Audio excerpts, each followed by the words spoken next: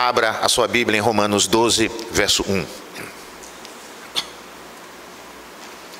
Romanos 12, verso 1. É um texto já conhecido.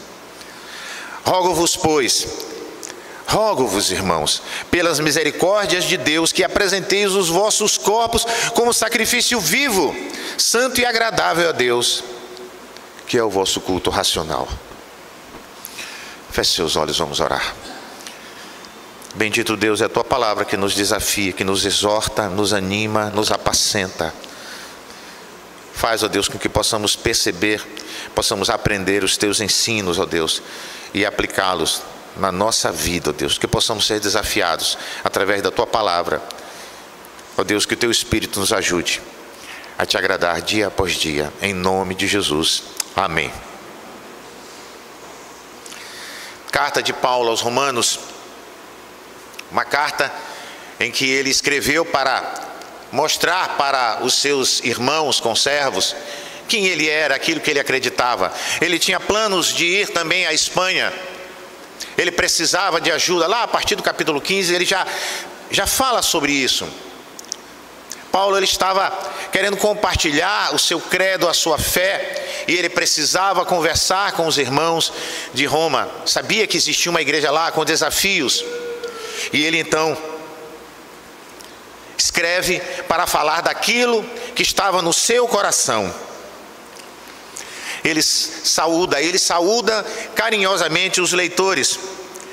E num primeiro momento, até o capítulo 11, Paulo exorta, Paulo ensina, Paulo orienta. Mas a partir do capítulo 12, Paulo ele começa então a trazer todo aquele conceito e todo aquele entendimento da teologia, da doutrina, de exortação que foram expostas aos seus conservos. A partir do capítulo 2 ele traz de uma forma prática. É interessante, se você depois se debruçar sobre a carta de Paulo aos Romanos, você vai ver que no primeiro momento tem a teoria, tem a doutrina, tem a teologia, mas a partir do capítulo 12 as questões práticas começam a aparecer de forma direta. Capítulo 12 é um ponto de virada na carta de Paulo. Ele começa com a exortação e depois ele traz então todas as lições necessárias para o dia a dia. Mas ele começa o capítulo 12 exortando: exorto-vos, pois, rogo-vos. Uma só palavra no original que indica o caráter inicial dos capítulos seguintes.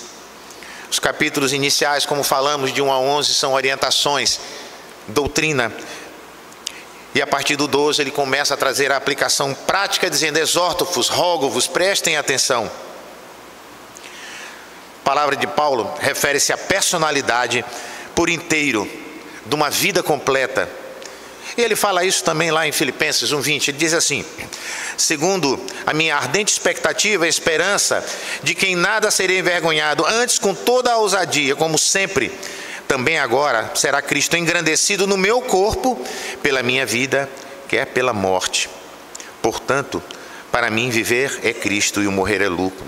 Calvino, teólogo da Reforma, ele fala sobre por corpos, ele tem não somente a parte física, mas toda a estrutura emocional, intelectual, uma vida por completo. Nesse verso de 12 e 11, Paulo fala sobre, ele traz a concepção de falar sobre sacrifício, ele fala sobre vivos, santos, agradáveis, que é o culto a Deus. Uma nova vida, santos, um produto da influência santificadora do Espírito Santo de Deus na nossa vida. Agradáveis a Deus, não só aceitos por Deus, mas muito sinceramente recebidos por aquele que transformou a sua vida. E ele fala do grande objetivo que é o culto, que é cultuar a Deus. Queridos, nós somos chamados com um propósito de vida. Ele diz em 12:1, Romanos: rogo-vos, pois, pelas misericórdias de Deus, que apresenteis os vossos corpos como sacrifício vivo, santo e agradável a Deus, que é o vosso culto racional. Eu queria me debruçar um pouco com você sobre esta passagem e fazer 3 aplicações que nós vamos estar desenvolvendo aqui para que isso seja algo prático na nossa vida. Paulo está falando de dedicação de vida. Paulo está falando de consagração de vida. Paulo está falando de culto na vida. Dedicação, consagração e devoção. Isso diariamente. E ele começa falando sobre a dedicação de vida, apresentar os corpos como sacrifício vivo. Tende em vós o mesmo sentimento que houve também em Cristo Jesus, Filipenses 2,5. Andeis de modo digno da vocação que fostes chamados, com toda humildade e mansidão, Efésios 4, verso 1 e 2.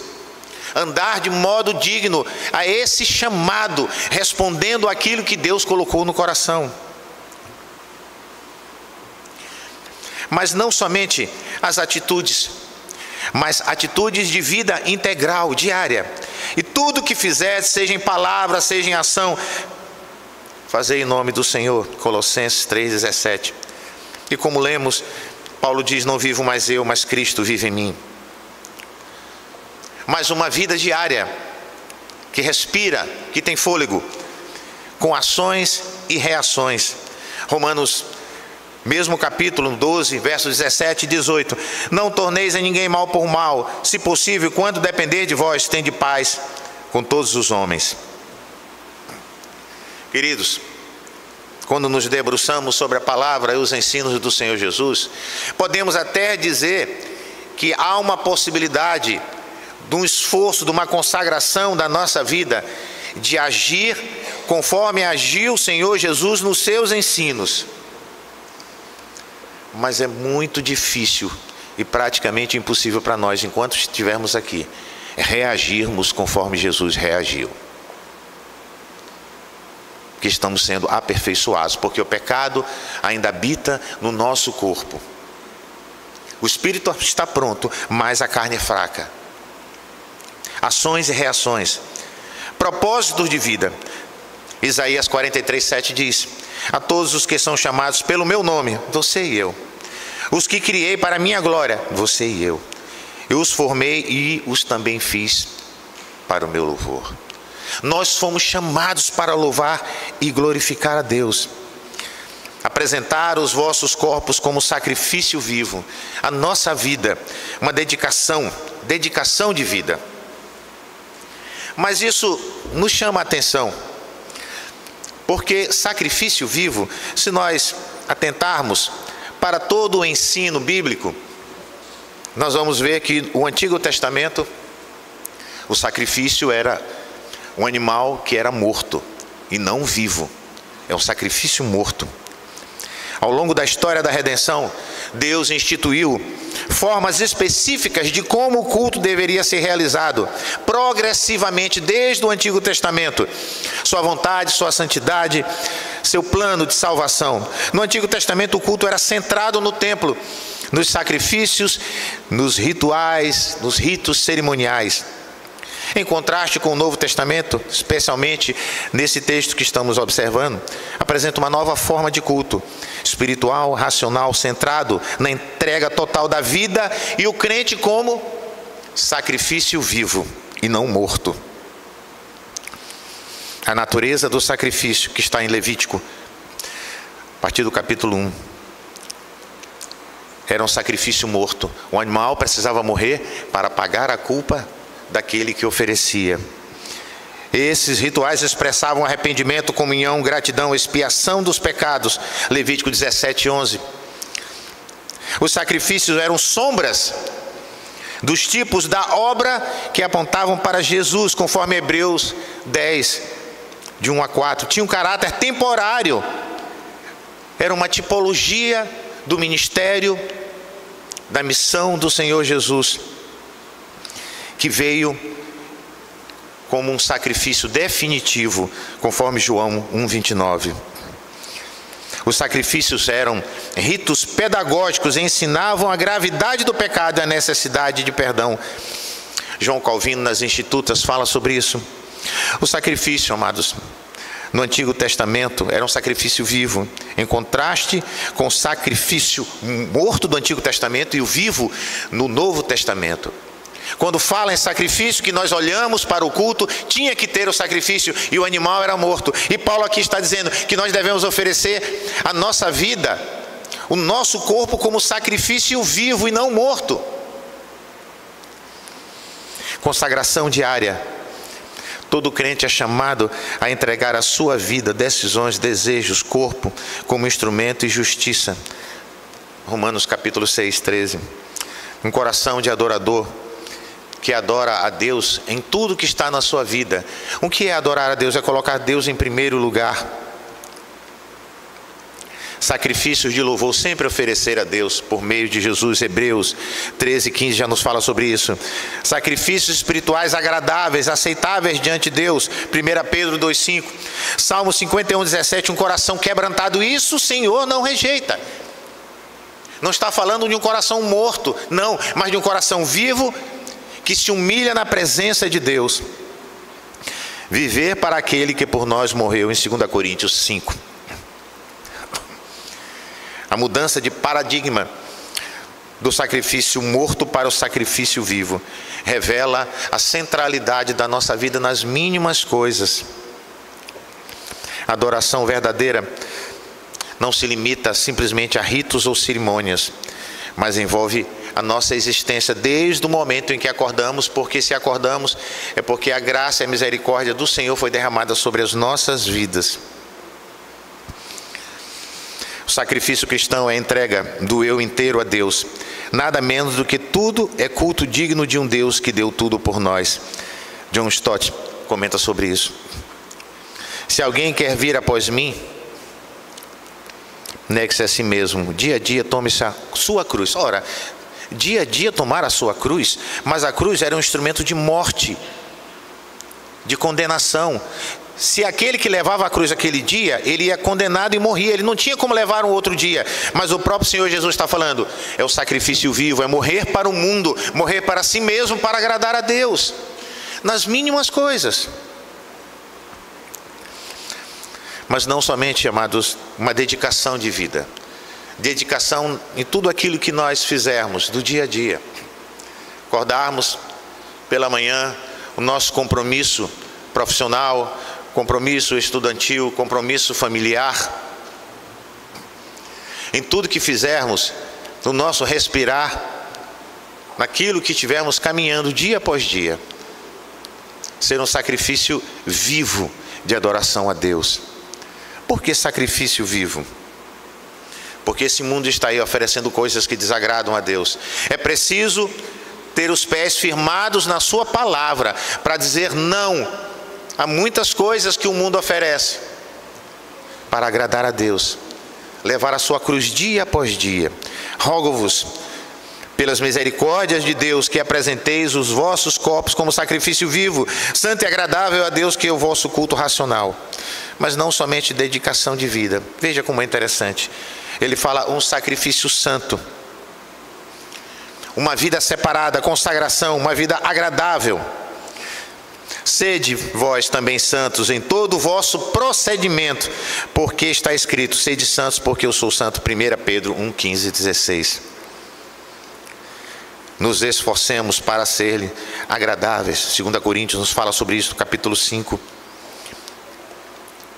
A amizade do mundo é inimizade contra Deus. Tiago também nos alerta sobre isso, capítulo 4. É preciso ter santidade de vida. Mas o que é ser santo? É separado. Tem uma passagem que eu gosto, que está lá no Antigo Testamento, e no Novo Testamento ela reflete isso. Lá em Efésios 5:2 diz: Cristo nos amou e se entregou por nós, como oferta sacrifício a Deus em aroma suave. E lá em Êxodo 30, 34 a 38, o Senhor Deus, Ele chama o seu servo Moisés e diz: Moisés, vem cá, você vai descer e vai à casa do perfumista, e lá você vai tomar algumas ervas, pegar algumas ervas aromáticas, e você vai fazer uma combinação diferente para mim, para o culto, para o incensário. Não é uma combinação exata, do mesmo jeito que é usada dia após dia pelos homens. Não, é exclusiva para mim. Santo será para mim. Essa é a combinação. Esse é o aroma agradável para Deus. Como é a nossa vida? Com tudo que acontece, que é comum a todas as pessoas, o trânsito, o elevador no condomínio, o porteiro que nos recebe no condomínio. Quando vamos ao supermercado, estamos pagando uma compra, as pessoas que cumprimentamos na rua. Isso acontece, esse convívio acontece diariamente. Mas a nossa vida, nós precisamos ser um aroma agradável a Deus e agir e reagir nessas situações diárias de forma que agrade a Deus, como um aroma suave. Não exatamente do mesmo jeito da combinação que o perfumista fazia. Não.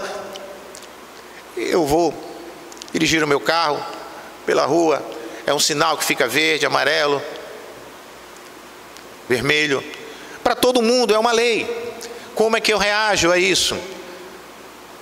Como é que é o meu dia a dia, em casa, na escola?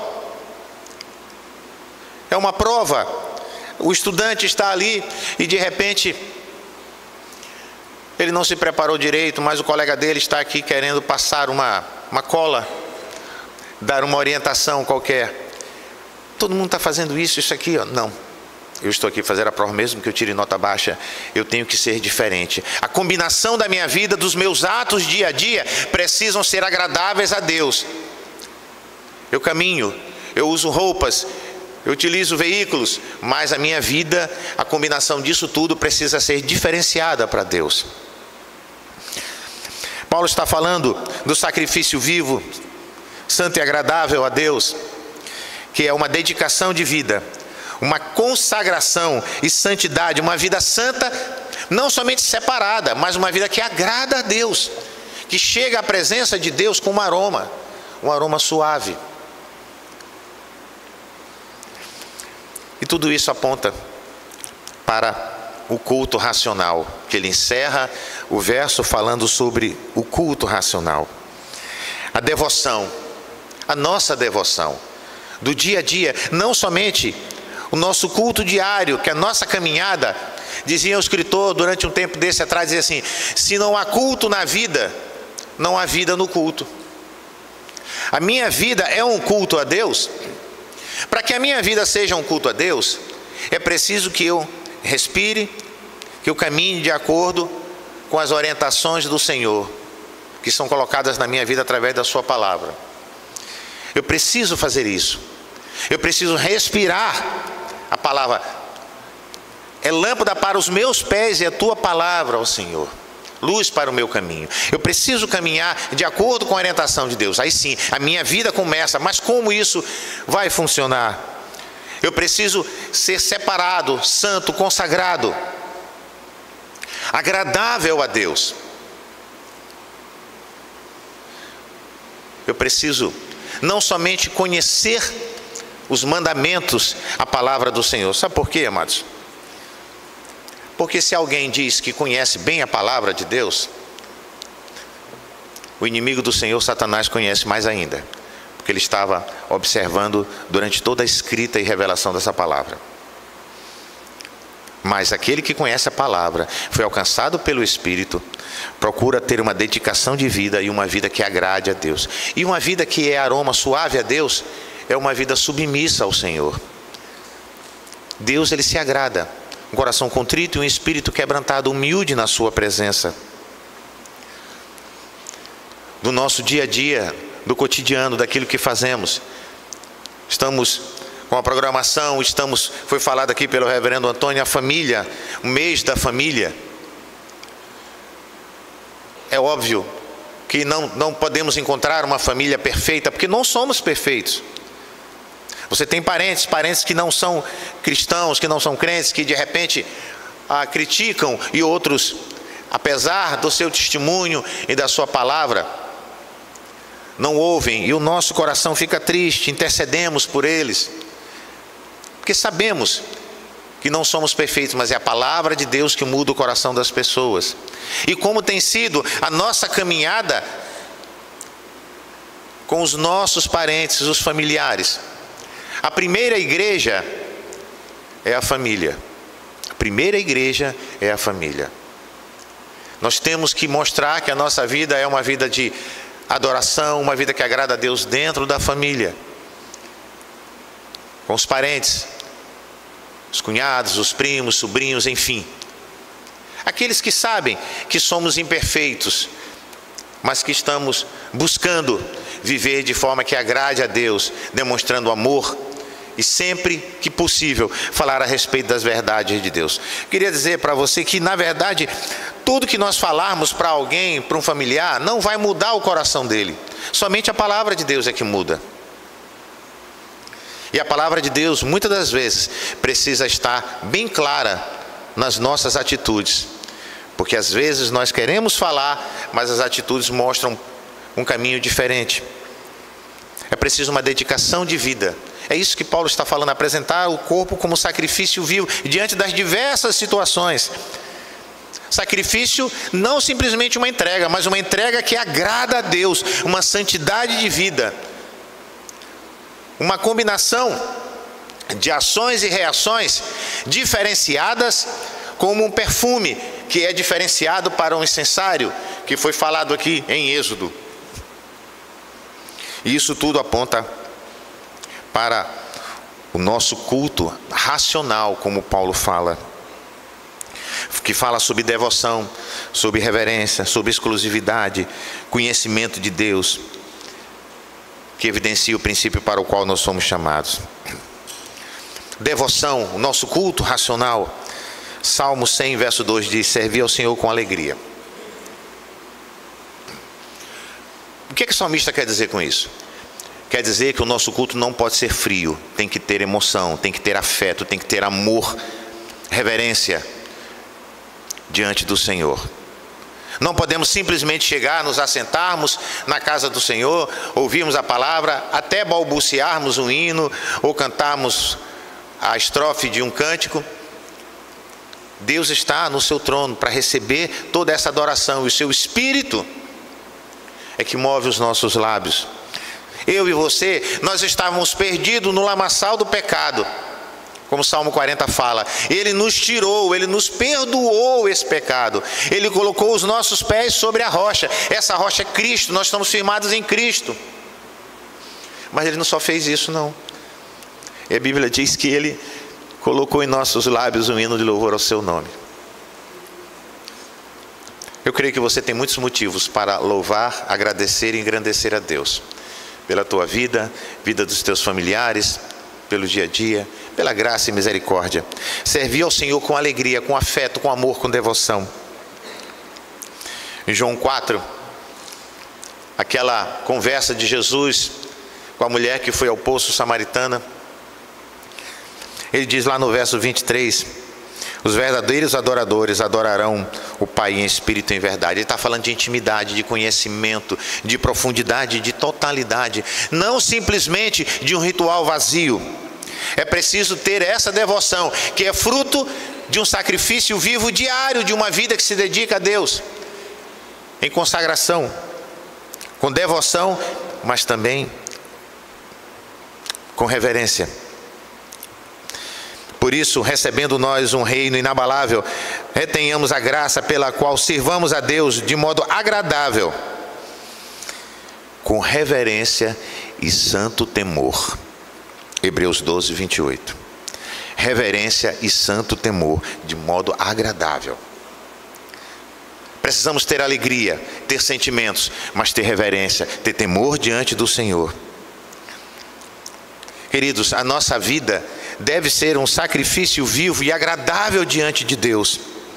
Ao Senhor teu Deus adorarás, somente a Ele prestarás culto, somente a Ele servirás. Mateus 4 já nos fala sobre isso, uma exclusividade. Como tem sido a nossa vida? Como tem sido a nossa devoção? Será que temos sido devotos a nós mesmos, aos nossos projetos particulares?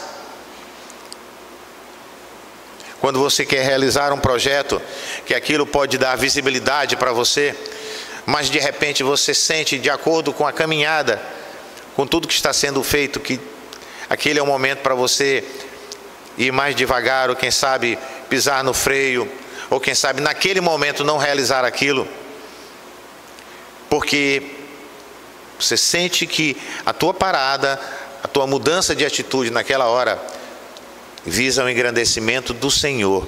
Como que visa o engrandecimento do Senhor? Porque tira a pessoa do destaque, do palco. O reverendo Hernandes, ele tem uma frase que eu acho bem interessante, já até falei aqui. Isso aqui é um altar, é o púlpito, o local onde ministramos e celebramos o nome do Senhor.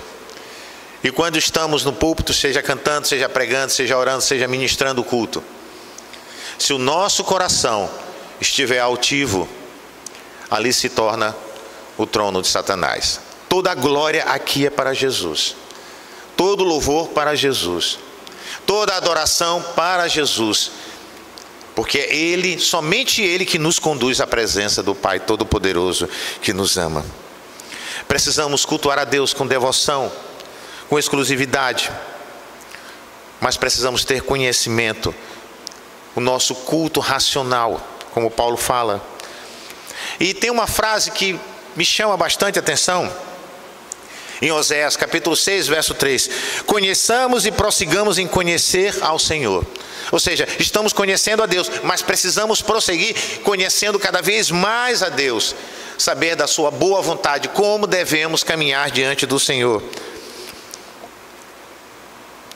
Precisamos ter zelo pelas coisas do Senhor, porque muitos têm zelo pelas coisas do Senhor, mas não têm entendimento, conforme Romanos 10, 2.